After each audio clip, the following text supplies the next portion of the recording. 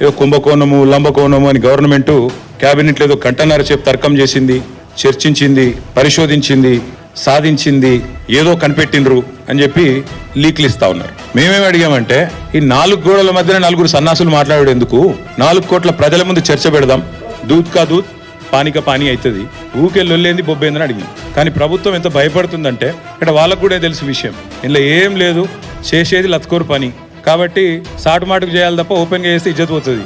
అందుకే తప్పించుకోలేక, మింగలేక, కక్కలేక ఓపెన్గా ఇలానే అసెంబ్లీలో కూడా అడిగినా, పెట్టు దమ్ముంటే చర్చ పెట్టు అసెంబ్లీలోని స్పీకర్ గారిని అడిగినా, చర్చకు రారు.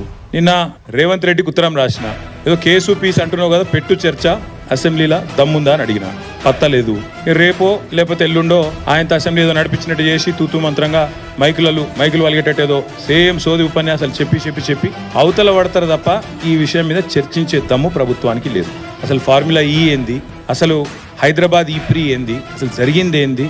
అందుకే అనివార్య పరిస్థితులు, ఎందుకంటే ప్రభుత్వానికి ఏమో చర్చకు ముందుకొచ్చే దమ్ము లేదు, చర్చలో పాల్గొనే సత్తా లేదు. ముఖ్యమంత్రికి చర్చలో పాల్గొని కళ్ళలో కళ్ళు పెట్టి చూసి ధైర్యంగా ఇది జరిగింది తప్పు అని రుజువుపించే శక్తి లేదు. ఏదో కేసు పెట్టాలనే ఒక సాడిస్ట్ మెంటాలిటీ తప్ప